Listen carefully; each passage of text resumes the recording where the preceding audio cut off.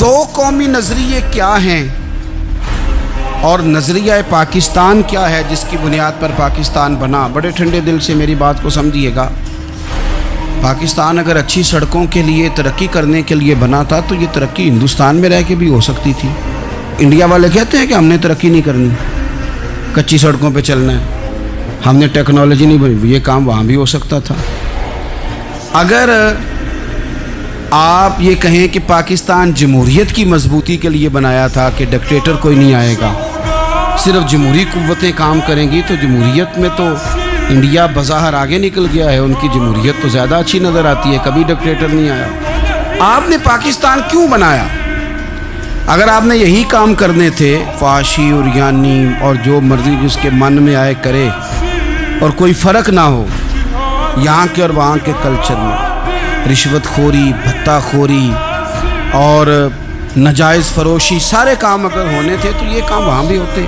پاکستان کیوں بنا؟ کیوں اتنی ساری 40,000 لوگوں نے اپنی جانوں کی قربانیاں دیں؟ دنیا کی سب سے بڑی ہجرت ہوئی ہے، سب سے بڑی، جب پاکستان بنا۔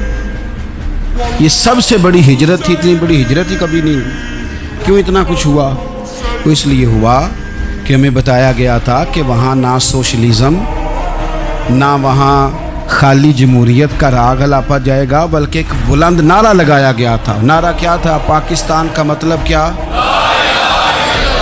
پاکستان کا مطلب کیا؟ لا الہ الا اللہ محمد رسول اللہ صلی اللہ علیہ۔ یہ عنوان بنایا گیا۔ غریب آدمی کو بتایا گیا کہ جب پاکستان بنے گا تو وہاں حضور کا نظام نافذ ہوگا، جاگیردار کی اور غریب کی تفریق ختم ہوگی۔ جس طرح امیر کے بچے کو کالج میں داخلہ ملے گا، غریب کے بچے کو بھی ملے گا۔ وہاں بتایا گیا کہ لوگ وہاں ہر لحاظ سے اپنے آپ کو برابر سمجھیں گے۔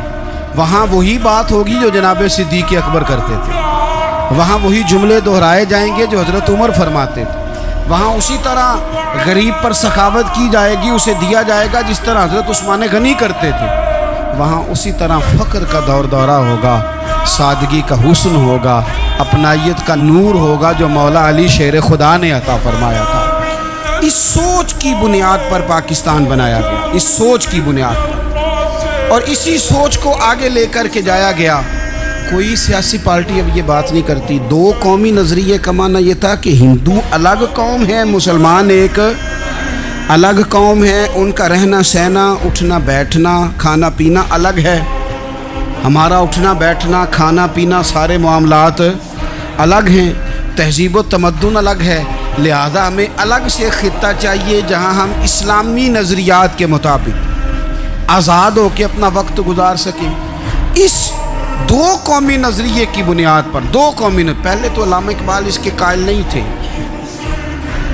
علامہ اقبال کا پہلے خیال یہ تھا کہ سارے جہاں سے اچھا ہندوستان ہمارا، یہ اقبال نے لکھا تھا۔ پھر اقبال کہتے ہیں میری سوچ بدلی، اور پھر میں نے کہا کہ نہیں، خطوں کے زور پہ نہیں، آپ رنگ نسل کے زور پہ نہیں، بلکہ کہنے لگے کہ اپنی ملت پر قیاس اقوام مغرب سے نہ کر، خاص ہے ترکیب میں قوم رسول ہاشم۔ آپ جو تقسیم کریں گے، یہ جو تقسیم ہوئی ہے نا عرب کی، یہ مذہب کی بنیاد پہ نہیں ہوئی، یہ تو ان کی ذاتی لڑائیاں تھیں، چھوٹا سا دبئی بن گیا، چھوٹا سا مسقط، چھوٹا سا ابوظہبی، یہ تو ان کی ذاتی لڑائیاں تھیں، قبیلوں کی لڑائیاں تھیں، جنگیں تھیں، چھوٹے چھوٹے ملک الگ سے تقسیم ہو گئے۔ یہ مذہب کی بنیاد پہ ایسا نہیں ہوا۔ دنیا میں جتنی ریاستیں ٹوٹ کر بڑی ریاستوں سے الگ ہوئی تو اس میں یہ تھا کہ ہماری قوم الگ ہے، ہم سردار علیحدہ سے ہیں، اس لیے ہم علیحدگی پسند۔ مستری اقبال کی ڈیوٹی تھی واگا بارڈر پہ، مستری اقبال نام کا ایک شخص، اس کی ڈیوٹی لگائی گئی۔ مولوی اقبال بھی لکھا ہے بعض لوگوں نے کتابوں میں، اور بعض نے مستری اقبال، بھاٹی گیٹ لاہور کا رہنے والا، وہ کہتا ہے جس دن پاکستان بنا تو میری ڈیوٹی تھی واگا بارڈر پر ریسیو کرنے کی۔ ایک بوڑھا آدمی سب سے پہلے واگا بارڈر کے ذریعے پاکستان کی سرحد میں داخل ہوا۔ کہتے ہیں کپڑے اس کے جگہ جگہ سے پھٹے ہوئے تھے، پیروں میں جوتا نہیں تھا، اور پیدل چل چل کے اس کے پیروں سے خون نکل رہا تھا، چہرے پہ بڑا حسن تھا، نورانیت تھی۔ کہتے ہیں جب وہ اندر داخل ہوا اس کی آنکھیں نہیں کھول رہی تھی، تو مجھ سے پوچھتا ہے پتر پاکستان کتنی دور ہے، پتر پاکستان کتنا رہ گیا ہے؟ مستر اقبال کہتے ہیں میں نے اٹھ کے بابے کو پانی پلایا، اور میں نے اس کی آنکھوں سے داڑھی سے گرد صاف کی. میں نے کہا بابا تو پاکستان میں آ گیا ہے؟ تو کہتے ہیں دیسی بابا. کہنے لگا شکر ہے اللہ تیرا، میں کافروں کے ملک میں نہیں مرا، میں مسلمانوں کے ملک میں آ گیا ہوں. کہتے ہیں یہ لفظ کہہ کے اس نے اونچی آواز میں لا الہ الا اللہ محمد رسول اللہ پڑھا اور اس کی روح پرواز کر دی. ان جذبوں کے نیچے یہ وطن بنا ہے، ان جذبوں کے نیچے، ان جذبوں کے نیچے.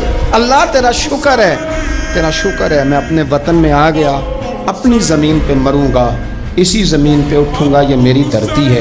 حب الوطن من الایمان. آپ یقین کریں ہمیں پاکستان سے بڑا پیار، ہمیں اس کی دھرتی سے ہمارا دل کھٹتا ہے، اس لیے کہ ہمارا کوئی ارادہ نہیں کہ ہمارے بچے یورپ شفٹ ہوں.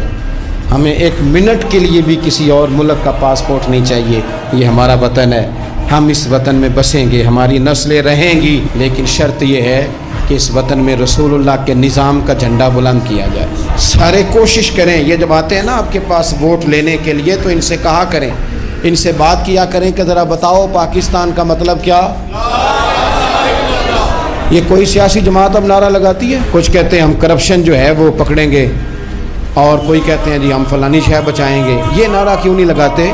اس نعرے کو فروغ دیں اور پھر پاکستان کی تعمیر و ترقی کے لیے نا یہ چھوڑ دیں کہ حکومتیں سارا کام کریں. آج کے جمعے میں میری آپ سے اپیل ہے کہ ایک بندہ کم از کم 3 درخت لگائے. میرے نبی پاک علیہ السلام نے فرمایا جس نے درخت لگایا، جب تک اس درخت سے کوئی انسان یا جانور فائدہ اٹھاتا رہے گا، لگانے والے کو صدقہ کرنے کا ثواب دیا جائے. عرب کے اندر بیریوں کے درخت بہت زیادہ تھے تو نبی پاک نے فرمایا خبردار کو بیری کا درخت نہ کاٹے. پاکستان میں درخت لگائیں. یہ جو گلی ہے نا، یہ گلی وزیر اعظم کی نہیں، یہ جو وزیر مواصلات ہیں ان کی نہیں، یہ گلی پاکستان کی ہے. اور میں پاکستانی ہوں، آپ کیوں انتظار کر رہے ہیں کہ فلانا بندہ آئے گا تو ہماری گلی صاف کرے گا؟ یہ ہمارا وطن ہے، اپنے گھر کی صفائی بھی ہم نے خود کرنی. اور آپ اس دین کے ماننے والے ہیں کہ نبی پاک علیہ السلام فرماتے ہیں میں نے ایک بندے کو جنت میں ٹہلتے دیکھا. تو میں نے پوچھا کیا عمل کر کے آیا ہے؟ تو کہا کچھ بھی نہیں، گلی میں روڑے پڑے ہوتے تھے، یہ اٹھا دیا کرتا تھا، رب نے جنت عطا کر دی.